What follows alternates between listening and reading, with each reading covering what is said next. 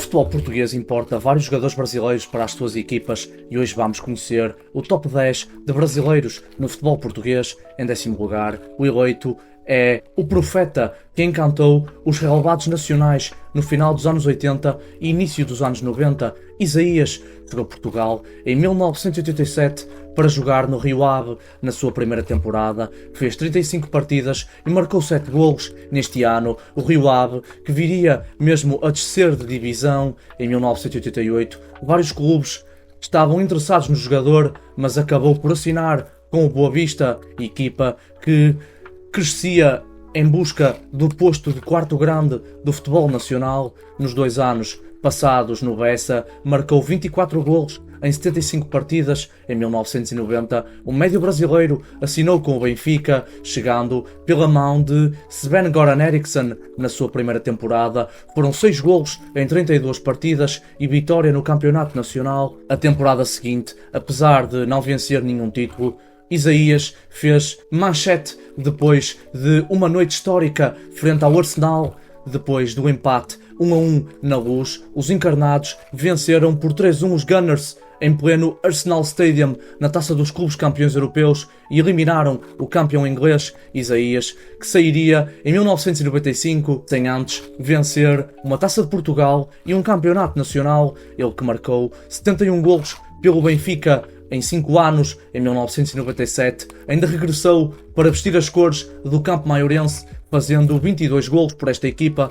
Na 9ª posição, recuamos até ao centro da defesa para recordar Aloísio, histórico central do Futebol Clube do Porto. Ele que passou 11 temporadas na Invicta, onde venceu 7 campeonatos e fez parte do seleto grupo que esteve presente em todos os títulos do pentacampeonato pelo Futebol Clube do Porto. Foram 474 partidas e 18 golos marcados. Ele que é o estrangeiro com mais partidas pelos Dragões.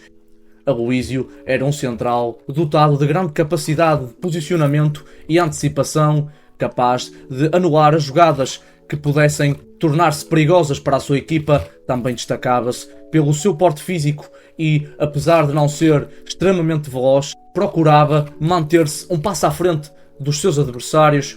Em 2001 encerrou a sua carreira no Futebol Clube do Porto. Foram 18 títulos. Ele que também foi auxiliar de José Mourinho na vitória da Liga dos Campeões em 2004.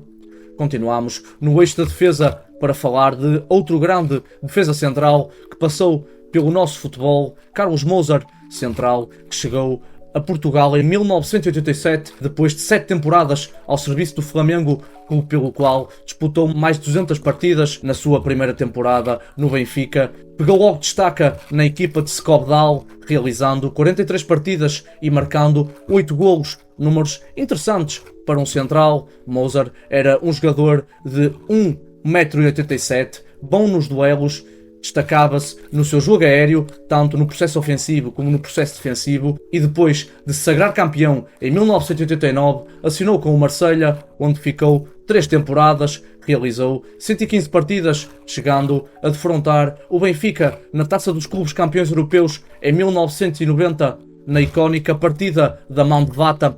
Em 1992 regressou ao Benfica para mais 3 temporadas de águia ao peito, sagrou-se mais uma vez campeão nacional. Em 1994 regressaria ao Benfica para ser adjunto de Mourinho em 2000.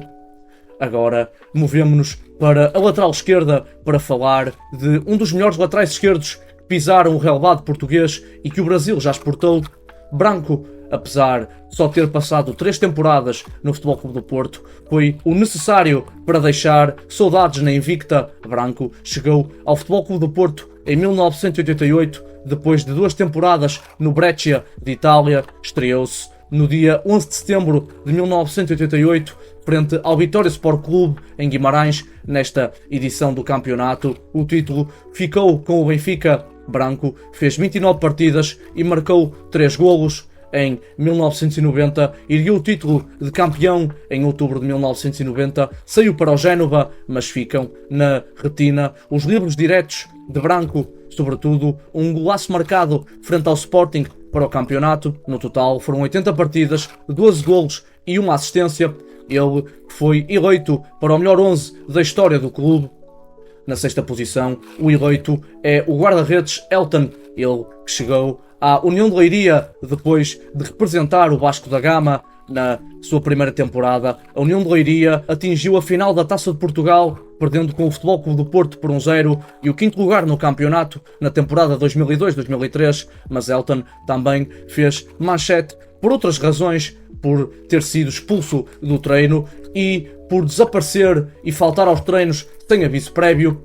Ainda assim, as grandes exibições e a segurança demonstrada entre os postes fizeram esquecer todos esses problemas. Em 2005, chegou à invicta depois de Nuno Espírito Santo assinar com o Dinamo de Moscovo, ele que passou 12 anos no plantel portista, onde realizou 334 partidas, venceu uma Liga Europa, 7 campeonatos, 4 taças de Portugal e 6 supertaças. A sua longevidade na baliza é algo fora do comum, apesar de uma lesão grave ter marcado a parte final da sua carreira, uma ruptura do tendão de Aquiles sofrida frente ao Sporting. Era um guarda-redes bom com os pés e decisivo em várias partidas. Na quinta posição, avançamos no terreno de jogo para falar de Valdo, ele que começou a dar nas vistas no Grêmio em 1988, assinou com o Benfica, clube pelo qual disputou 184 partidas, marcou 28 golos e deu 19 assistências, com certeza uma das melhores contratações que passaram por Portugal. Tecnicamente muito evoluído, seja no passe, na visão de jogo, no remate ou na capacidade de organizar o jogo encarnado. Também ficam na memória a qualidade dos seus livros diretos. Em 1991 saiu para o PSG, onde ficou 4 temporadas e foi campeão com Arthur Jorge, depois de 3 anos, onde venceu 2 campeonatos e disputou uma final europeia pelo Benfica em 1990. Nesta caminhada europeia, Valdo marcou frente ao Honvéd de Budapeste uma vitória por 2-0 na Hungria. Ele que regressou à luz em 1995 para mais 2 temporadas no Benfica, mas o clube começava a entrar em um período de declínio e de escassez de resultados comparadamente à sua primeira passagem. Ainda assim, venceu a Taça de Portugal em 1996 em uma das suas últimas grandes exibições individuais frente ao Sporting. Em quarto lugar, temos o goleador que ainda hoje deixa saudades aos benfiquistas, Jonas, uma das melhores contratações se considerarmos custo versus ganhos. Jonas chegou à luz em setembro de 2014 a custo zero, depois de rescindir o contrato com o Valência. O avançado tinha 30 anos e algum prestígio, ele que marcou o segundo gol mais rápido da história da Liga dos Campeões em uma partida frente ao Leverkusen pelo Valência. Chegava em um Benfica campeão na sua primeira temporada, marcou 20 golos só para o campeonato e ajudou a equipa a vencer o bicampeonato. Para além da sua capacidade de finalização, Jonas tinha uma enorme noção de ocupação e posicionamento no espaço, lia bem o jogo e dava algumas assistências. A temporada seguinte foi uma das mais prolíferas do jogador, que no campeonato marcou 32 golos e ainda deu 12 assistências. Ele que pelo Benfica conquistou 4 campeonatos, uma Taça de Portugal, 2 taças da Liga e 2 supertaças. Na temporada 2017-2018, apesar de não ter vencido o campeonato, marcou 34 golos, mas as lesões começavam a assolar o jogador, que em 2019 decidiu colocar um ponto final à sua carreira de futebolista. Em terceiro lugar, temos um dos capitães mais icónicos da história do Benfica e do futebol português, o Luizão, ele que passou 15 temporadas no Benfica pelos encarnados, conquistou 20 títulos, tornando-se o jogador mais titulado da história do clube. Um central, destacava-se pelo seu espírito de liderança, ocupando por bastante tempo a braçadeira de capitão pelo Benfica. Foram 538 partidas, marcando 45 golos e alguns deles decisivos, como contra o Sporting em 2005, que permitiu ao Benfica garantir a vitória no campeonato, e também frente ao Sporting na Taça de Portugal em 2014, na vitória por 4-3 no prolongamento. Enquanto jogador não era muito rápido, mas compensava na qualidade de leitura de jogo, era bom na profundidade e em organizar o jogo desde trás. Em 2018, anunciou o final da sua carreira aos 37 anos, ocupando outros cargos na estrutura encarnada. Em segundo lugar, temos um avançado que, nas 6 temporadas que passou em Portugal, semeou o terror nas defesas adversárias, Mário Jardel, ele que começou no Vasco da Gama, mas foi no Grêmio que o Super Mário deu nas vistas com a sua veia goleadora no tricolor gaúcho, venceu a Taça Libertadores em 1995, em 1996 Jardel assinou com o Futebol Clube do Porto por 6 milhões de dólares, o Futebol Clube do Porto que estava a lançar as bases para a conquista do pentacampeonato.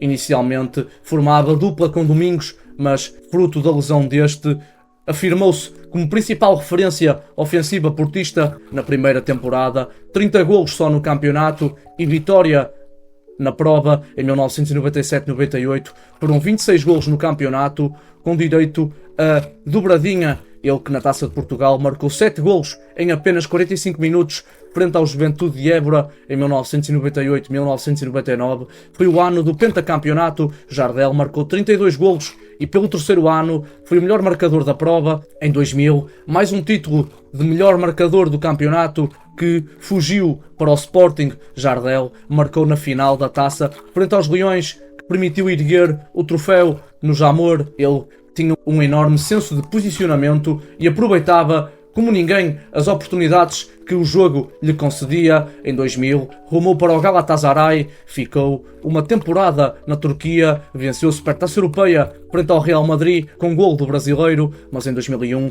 regressou a Portugal, poderia ter ido para o Benfica ou para o Futebol Clube do Porto, mas assinou com o Sporting, chegou com o campeonato já em andamento. À quarta jornada, Balloni estava na corda bamba do despedimento, mas com Jardel e João Vieira Pinto tudo mudaria e em Alvalade foram 42 golos marcados e mais uma bota de ouro para o jogador e mais uma vitória na prova para o Sporting.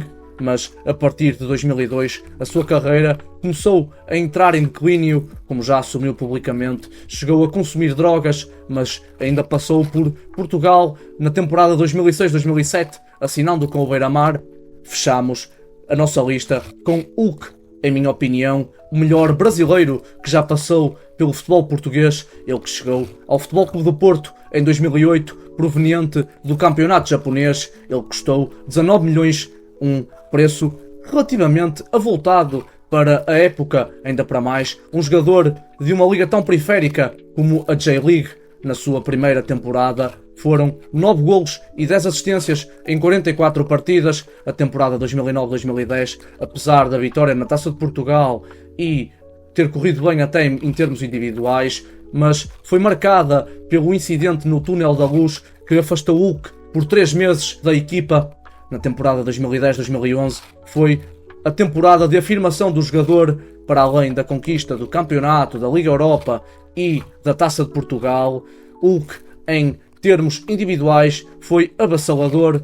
Em 53 partidas foram 35 golos e 27 assistências. Ele que tinha no Benfica uma das suas vítimas preferidas, já que nas 5 partidas frente aos encarnados nesta temporada marcou em 3, inclusivamente no jogo que deu o título em pleno Estádio da Luz. Ele, que para além de ser um excelente finalizador, tinha uma boa visão de jogo e uma grande capacidade de aceleração e explosão. Saiu em 2012 para o Zenit. E para vocês, qual é o vosso top 10? Deixem aí nos comentários.